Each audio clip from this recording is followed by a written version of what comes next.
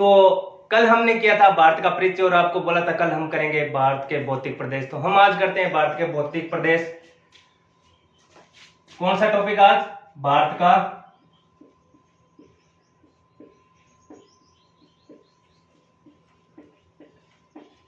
भौतिक प्रदेश। तो दोस्तों भारत का भौतिक प्रदेश हम आज करने जा रहे हैं, एक फैक्ट के साथ हम करेंगे। तो भारत का भौतिक प्रदेश क्या है?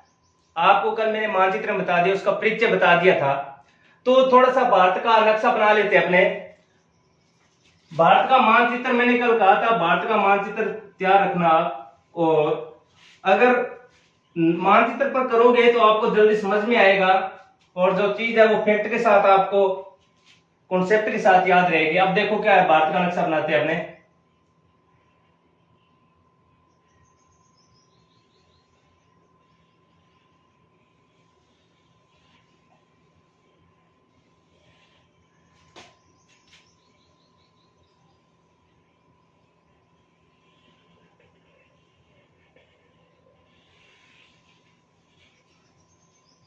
ये कुछ इस तरह से भारत का नक्शा है, ठीक है। हो गया होगा, थोड़ा इधर ज्यादा हो गया ना, कोई बात नहीं, अपनी बात है, अपने बनाना है। देखो इधर आगे श्रीलंका में। अब क्या है, भारत का भौतिक प्रदेश क्या है? तो भारत का भौतिक प्रदेश, इसमें आपने देखा होगा कहीं पर्वत है, कहीं नदियां हैं, कहीं मैदान ज्यादा है, कहीं तटीय प्रदेश ज्यादा है, कहीं समुद्र की सीमा ज्यादा लग रही है, कहीं स्थलीय सीमा ज्यादा लग रही है। तो ये क्या है, भौतिक प्रदेश है। और भौतिक प्रदेश क्या है, इसको हम कैसे याद कर सकते हैं, इसका कैसे अध्ययन कर सकते हैं? तो इनको क्या है, विद्वानों और वैज्ञानिकों ने अलग अलग पार्ट या प्रदेशों में बांट दिए है। तो हम बात करेंगे ये कितने भागों में बंटा हुआ है। तो अपने बात करते हैं, सबसे पहले यहां से चलते हैं। देखो ये इधर क्या है, पर्वत ही पर्वत है, आपको पता होगा। यहाँ माउंट एवरेस्ट, हिमालय, ये पर्वत ही पर्वत है। तो यहां से लेके देखो, यहां से लेके ये देखो, ये है पर्वत। क्या यहाँ पे पर्वतीय क्षेत्र है, तो इसको बोलते हैं, ये देखो कहां पे है भाई, ये देखो उत्तर, दक्षिण, पूर्व और पश्चिम। समझ में आ गया? उत्तर, दक्षिण, पूर्व, पश्चिम। अब जो ये आया है अपने पास पर्वतीय क्षेत्र, ये कौन सी दिशा में है? उत्तर में है, तो इसको बोलेंगे उत्तर पर्वतीय क्षेत्र या फिर प्रदेश, यानी उत्तर पर्वतीय प्रदेश बोलेंगे इसको, या फिर पर्वत प्रदेश बोल दिया जाएगा इसको। फिर देखते हैं अपने यहां पे, देखो नदियां, जहां पे नदियां आएगी तो नदियां बहेगी, तो वहां आपको पता है वहां पे मैदान बनाएगी। तो यहां पे देखो, ये यहां से लेकर या पश्चिम बंगाल तक, ये देखो, तो ये क्या आ जाएगा, ये देखो ये कहां पे है, उत्तर में है, तो ये आ जाएगा उत्तर का मैदान।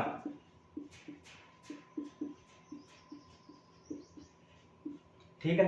अब इधर देखो भाई, ये देखो राजस्थान, मरुस्थल, और ये कहां पे है भाई, पश्चिम में, तो ये आ जाएगा आपका पश्चिमी मरुस्थल। कितने हो गए भाई? 1 2 3। और देखो, अब इसमें और क्या है भाई, इधर देखो, ये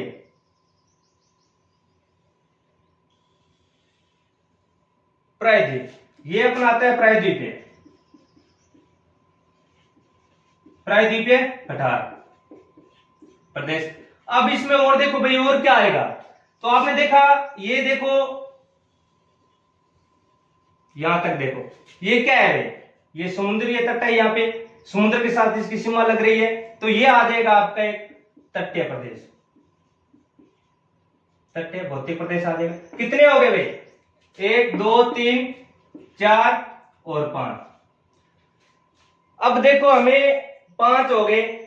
अब और ढूंढो, इसमें और कहां मिलेगा, चलो ढूंढते हैं। अब इसमें देखो, आपने देखा होगा यहां पे अपने कुछ ऐसे करके द्वीप है, और इधर भी द्वीप है। ये है अंडमान निकोबार द्वीप, और इधर अपने कौन से है, लक्षद्वीप।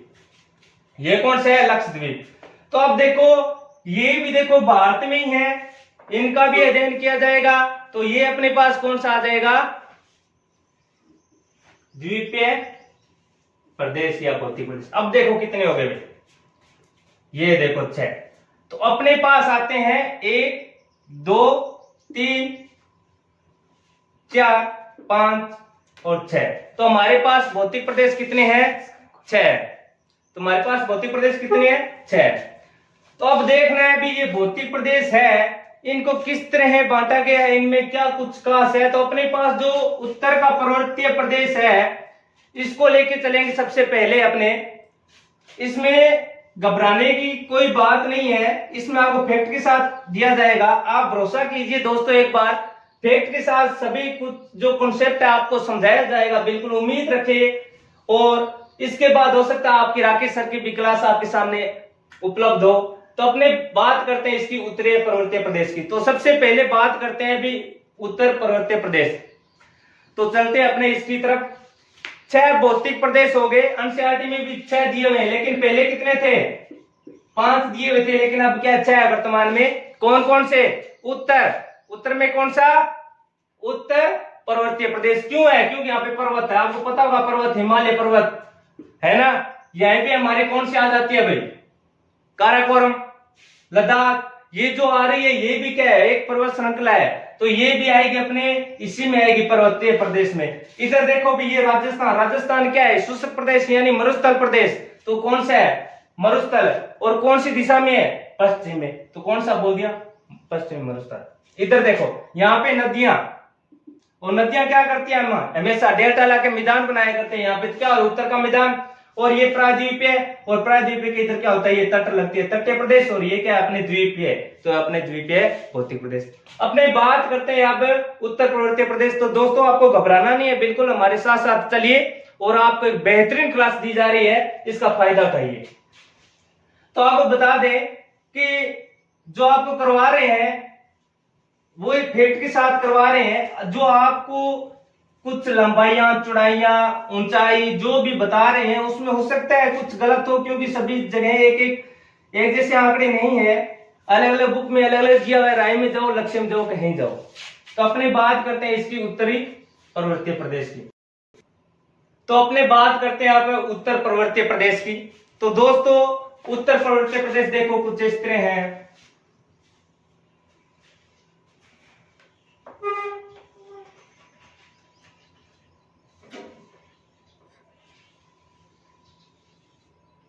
ये देखो उत्तर पर्वतीय प्रदेश अपना, उत्तर पर्वतीय प्रदेश पहला टॉपिक हम चलाने जा रहे हैं दोस्तों।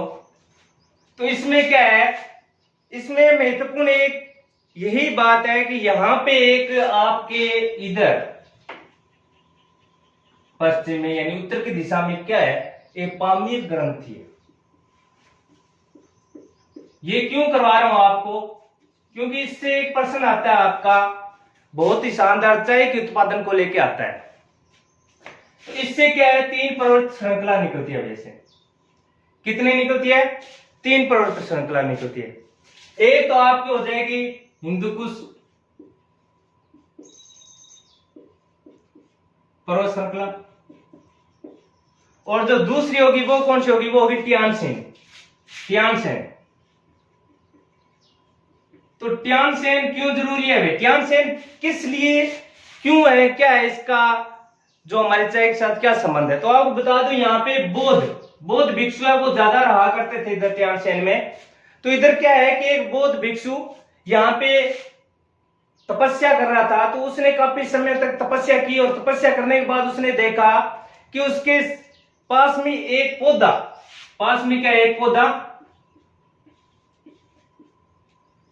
पौधा हो गया वहां पे। तो उसने देखा ये पौधा किसका है, उसको भूख लगी थी। उसने क्या किया, पौधे को, पत्तियों को तोड़ा और उसको उबाल कर पी लिया। तो उसने देखा तुरंत उसके अंदर तुरंत एक क्या कहते हैं उसको, शक्ति आ गई है। जैसे उसने कुछ पैक लगाए हो, ऐसे उसके अंदर शक्ति आ गई कुछ। तो बागड़ी बोला है पैक लगाते हैं जाग जाए बंदो, वही बात हुई यहाँ पे। यानी उसके अंदर क्या है कि एक तरह से शक्ति आई, और उसने देखा वाह क्या पौधा है। तो इसके कारण इसका नाम पड़ गया टी, यानी तियानसेन। तो यहाँ पे सबसे ज्यादा चाय का उत्पादन होता है, और यहाँ पे आपको पूछ लिया जाए दोस्तों, फैक्ट के साथ पूछा जा सकता है कि बौद्ध धर्म कहाँ के, जो बौद्ध धर्म है सबसे ज्यादा कहाँ प्रचलित है, तो कहाँ है, टियानसेन में। तो यहाँ पे देखो ये हो गया टियानसेन। और हमारे भारत में इसको क्या बोलते हैं, टी, टी को बोलते हैं, चीन में क्या बोलते हैं, चाय। तो चाय से चाय, इस तरह से कुछ करके हमारे भारत में इसको चाय बोलने लगे। अब देखो हमारे यहाँ बात करते हैं इसकी उत्तरी पर्वतीय प्रदेश की। तो दोस्तों घबराना नहीं है, साथ साथ चलना है हमारे, और एक अच्छे फैक्ट के साथ आपको करवाना चाहिए। अब देखो इधर से, ये देखो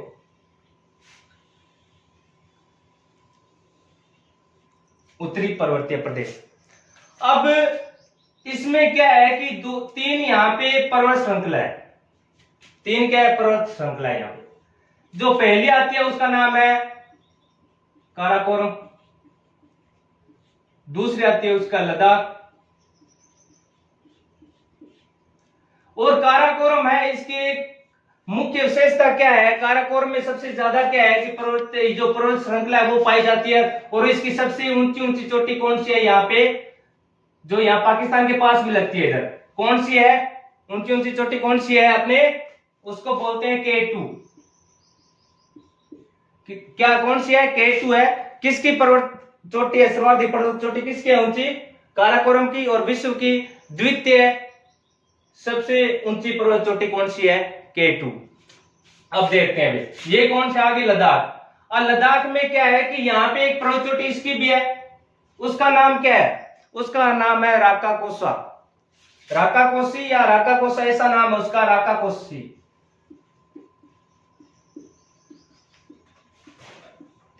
ये लद्दाख की सबसे ऊंची चोटी है। इसके बाद देखो यहां से सिंधु नदी, सिंधु नदी ऐसे चलती चलती यहां से होकर चलती है। तो अपने देखते हैं सिंधु नदी किन दो पर्वत श्रृंखलाओं से होकर गुजरती है। तो अपने अब करने जा रहे हैं इनकी बात, यानी आपको याद रखना है काराकोरम की सबसे ऊंची चोटी कौन सी है, K2, और लद्दाख की सबसे ऊंची चोटी कौन सी है, राकाकोसी। ठीक है, अब आपको बात करना है कि लद्दाख में क्या ऐसा, लद्दाख को कहा जाता है, लद्दाख को कहा जाता है लाख देशों का शहर। ठीक है, अब पर्वतीय प्रदेश है, पर्वतीय प्रदेश, रोक दे रहे, रोको के। तो ये लद्दाख की बात होगी। हमारे यहाँ आती है जास्कर, कौन सी आती है, जास्कर, जास्कर पर्वत श्रृंखला। ये कहां पे, ये भी हमारे जम्मू कश्मीर में है। तो आपको देखना है भी जास्कर है, इसके बीच में से ये देखो भी कौन सी नदी जा रही है, सिंधु नदी। कौन सी नदी, सिंधु नदी। दोस्तों घबराना नहीं है बिल्कुल भी, कौन सी नदी जा रही है, सिंधु नदी। ये कौन सी है, जास्कर पर्वत। यहाँ पे देखो बहुत ही कम नदियां पाई जाती है यहाँ पे, और बहुत ही कम वर्षा आती है। तो यहाँ पे क्या है कि ये देखो, ये क्यों इंपॉर्टेंट है जास्कर और लद्दाख के बीच में, क्योंकि यहाँ पे एक शहर है, उसका नाम क्या है, लेह। ये शहर कहां पे स्थित है, ये है अपने जास्कर और लद्दाख के बीच में, और सिंधु जो नदी है उसके किनारे पे। तो अपने आप देखो, एक बार रिपीट करते हैं दोस्तों, घबराना नहीं है बिल्कुल, ही साथ साथ चलना है हमारे। देखो टियानसेन आ गया, टियानसेन, ये जो पर्वत श्रृंखला है इसको बोलते हैं कुनलुन। छोड़ दो, ये महत्वपूर्ण नहीं है। अब देखो इसमें क्या है, काराकोरम आ गई, काराकोरम की सबसे ऊंची चोटी K2। फिर ये देखो लद्दाख की सबसे ऊंची चोटी राकाकोसी या फिर राकाकोसी जो भी है। जास्कर पर्वत श्रृंखला, ये इसके मध्य से कौन सी नदी होकर जाती है, सिंधु नदी। किन दो पर्वत श्रृंखलाओं के मध्य से होकर जाती है, लद्दाख और जास्कर के मध्य से। अब देखो ये पर्वतीय प्रदेश, अब पर्वतीय प्रदेश आपको नहीं बताएगा, ये पर्वतीय प्रदेश जो है ये 5 लाख वर्ग किलोमीटर में फैला हुआ है। तो अब देखो, ये देखो यहां से लेकर जो ऊपरी वाला हिस्सा है इसको कहते हैं ट्रांस हिमालय। जो हिमालय है ये बहुत ही बड़ा टॉपिक है, इसको 3 भागों में बांट के करेंगे अपने। कितने भागों में, 3 भागों में। अब देखो 3 भाग कौन कौन से। अब यहां से देखो आप थोड़ा सा इसको आराम से करेंगे, प्यार से करेंगे, कहीं जाना नहीं है। अब देखो हिमालय, ये ऊपर वाला हमारा हो गया। अब देखो ये क्या है, हिमालय कहां से कहां तक है, ये देखो हिमालय की सीमा यहां से चलते है, ये देखो यहां तक। कहां से? यहां से, यानी नागा पर्वत से लेकर नामचा बर्बा तक। इसे नंगा पर्वत भी कहते हैं। याद करना खातर नागा पर्वत रख लिया, कोई दिक्कत को नहीं आता है, ठीक है। तो अब देखो, ये देखो हिमालय, हिमालय यहां से लेकर, देखो इसको कवर कर रहा हूं मैं, यहां से लेकर कहां से? नंगा पर्वत से लेकर नामचा बर्बा तक है दोस्तों। फिर देखो इसके नीचे एक और है हिमालय, जो है आपको बता दूं थोड़ा सा, हिमालय जो है वो कुछ इस तरह से है, अलग अलग पर्वत श्रृंखला है। जो ऊपरी ऊपर जो है उसको बोलते हैं महान हिमालय। कौन सा? महान हिमालय। जो बीच में इसको बोलते हैं मध्य हिमालय, और जो अंतिम है इसको बोलते हैं शिवालिक। तो दोस्तों आपको घबराना नहीं है बिल्कुल भी। तो ये हिमालय के पार्ट है, 3 भागों में बांटा गया, इसको 3 भागों में हम करेंगे। तो हम यहाँ पे उतना ही करेंगे जितने हमारे परीक्षा के लिए उपयोगी है, चाहे रीट ले लो, चाहे पुलिस ले लो, चाहे पटवार ले लो, जितना हमारे राजस्थान वैकेंसियों के लिए जरूरी है उतना। ठीक है, शिवालिक आगे। तो ये क्या है, अपने 3 भागों में बांट लिया। तो इसको ये भी बोला जाता है उत्तरी हिमालय, मध्य हिमालय, और जो अपना ये आता है इसको क्या बोलता है? लघु हिमालय। दोस्तों देखो, आपको हमारे साथ साथ चलना है, और एक ये आपका अपना ही चैनल है, भरोसा कीजिए बेस, ठीक है, जैसे अपने परिवार के सदस्य पे किसी पे करते हैं ना, वैसे। ठीक है भाई, ये हो गया। अब देखो महान हिमालय, उत्तरी हिमालय कौन सा होगा? ये देखो, यहां से लेके नंगा पर्वत से लेकर नामचा बर्बा तक। अब इसमें क्या मुख्य है? और जो ये मध्य हिमालय, ये देखो यहाँ बीच में कुछ इस तरह है, अलग अलग पार्टों में है भाई, ये देखो। और इधर अपने सिक्किम आ जाता है, इधर अरुणाचल प्रदेश आ जाता है, फिर यहां से ये कट हो जाता है, फिर अरुणाचल प्रदेश में दिखाई देता है। और जो ये है अपने, ये भी अलग अलग पर्वत में, ये देखो अलग अलग है। ये कौन सा है भाई? ये है लघु हिमालय या फिर अपना शिवालिक। अब देखो इसमें देते हैं महान हिमालय में क्या कुछ है, या उत्तरी हिमालय में। दोस्तों जो भी अपने लिए फायदेमंद या जो अपने परीक्षा लिए उपयोगी है वही करवाया जाएगा, ज्यादा कचरा नहीं किया जाएगा। तो आप थोड़ा ध्यान से देखना। इसमें क्या है? कुछ पर्वत श्रृंखला है, पर्वत चोटियां। तो आपको ये देखना है, ये कौन सा है? अपना भारत का स्थान कौन सा है? सिक्किम। कौन सा है? सिक्किम। और सिक्किम में आपको पता है भारत में जो सर्वाधिक ऊंची चोटी है वो कौन सी है? कंचनजंगा। कंचनजंगा कहां पे? हमारे सिक्किम में है। फिर इधर चलते हैं हमारे नेपाल में, फिर इधर चलते हैं नेपाल में भाई अपने 3 है, नेपाल में 3 है। जो ये पर्वत श्रृंखला है या पर्वत चोटी, इसको कहते हैं अपने माउंट एवरेस्ट। और जो इधर पड़ी है ये जो पर्वत श्रृंखला है, इसका नाम क्या है? इसका यानी इधर तो अपने कंचनजंगा आ गया हमारे सिक्किम में। और जो आएगी mount Everest Ladakh, mount Everest जो हमारे कहां पे है? नेपाल की, जो है नेपाल में स्थित है, और उसका नाम क्या है? Mount Everest. तो आपसे एक प्रश्न पूछा जाता है दोस्तों फैक्ट के साथ, यहाँ पे थोड़ा ध्यान देना दोस्तों। यहां से आपसे पूछ लिया जाए कि भारत में, दोस्तों थोड़ा ध्यान से, आपसे प्रश्न फैक्ट के साथ एक क्वेश्चन कर लिया जाए कि भारत में सर्वाधिक ऊंची पर्वत चोटी कौन सी है, तो आपको क्या करना है? आपको करना है, ये जो यहाँ पे पर्वत चोटी है K2, तो क्या करना है? K2। तो बिल्कुल गलत, K2 नहीं करना है। K2 भारत की सबसे ऊंची पर्वत चोटी है, लेकिन भारत में यहाँ पे K में हो रहा है। तो K का पूछे तो K2 है, अगर पूछे में तो कंचनजंगा है। ये आपको ध्यान रखना है दोस्तों, ये आपको ध्यान रखना है तो रखना है। और ये माउंट एवरेस्ट है, इसकी जो लंबाई है 88-48 किलोमीटर क्या है इसकी। और जो ये है इसकी 85,8,500 कुछ इसकी लगभग इसकी क्या है? ऊंचाई है। तो आपको अगर पूछ लिया जाए भारत में सर्वाधिक ऊंची चोटी कौन सी है, तो कौन सी है? कंचनजंगा। और पूछ लिया जाए भारत के या की का कुछ भी हो जाए, क्या का कि भारत के सबसे ऊंची चोटी कौन सी है, तो आपको बताना है काराकोरम की जो सर्वाधिक ऊंची चोटी कौन सी है? K2। और विश्व की 2 नंबर पे ये आती है। और ये कंचनजंगा है जो हमारी क्या है, भारत की सर्वाधिक ऊंची चोटी है। क्योंकि माउंट एवरेस्ट मत करना दोस्तों, माउंट एवरेस्ट हमारे नेपाल में आता है, नेपाल पर स्थित है ये पे। और हिमालय की सर्वाधिक ऊंची चोटी कौन सी है, माउंट एवरेस्ट। और लंबाई या ऊंचाई पूछे तो 88 48 8848। तो दोस्तों आपको फैक्ट के साथ करवाया जा रहा है, यहाँ पे यही पूछा जाएगा आपको प्रश्नों में, पेपर में घुमाया जाएगा और फिर हम कहेंगे रीड लगाएंगे सर ये तो मेरा सही था लेकिन गलत कैसे हो गया। तो ये गलत होना था क्योंकि इसमें भारत में और ये भारत के। तो दोस्तों यहाँ पे आपको थोड़ा ध्यान रखना है, ध्यान रखना है तो रखना है दोस्तों, घबराने की जरूरत नहीं है। आप सही पॉइंट सही कोचिंग सेंटर में आए हो और यहाँ पे आपको फैक्ट के साथ करवाया जा रहा है, जितना भी करवाया जा रहा है 99% आपको फैक्ट के साथ करवाया जाएगा।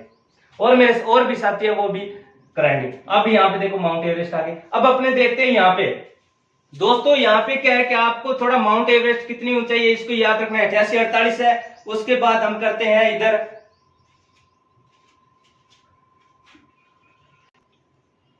Mount Everest. और माउंट एवरेस्ट को जो नेपाल में बोला जाता है वो बोला जाता है सागर माथा।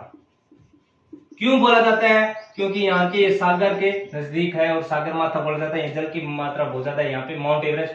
तो इधर देखो ये कौन सी है, ये कौन सी, यहाँ पे आपके नेपाल में 3 पर्वत श्रृंखला देखने को मिलेगी। एक जो अपने अन्नपूर्णा और दूसरी आ जाएगी, दूसरी अपने नंदा पर्वत, ठीक है। तो अपने देखो माउंट एवरेस्ट आ गया, माउंट एवरेस्ट को सागर माथा बोला जाता है नेपाल में। और फिर ये कितने इसकी 88 48 8848 किलोमीटर जो क्या है माउंट एवरेस्ट की ऊंचाई है या चोटी है। तो दोस्तों ये आपको याद करना है और जो बाकी है वो कल करेंगे अपने, यहां तक आज छोड़ते हैं अपने और बाकी कल करते हैं।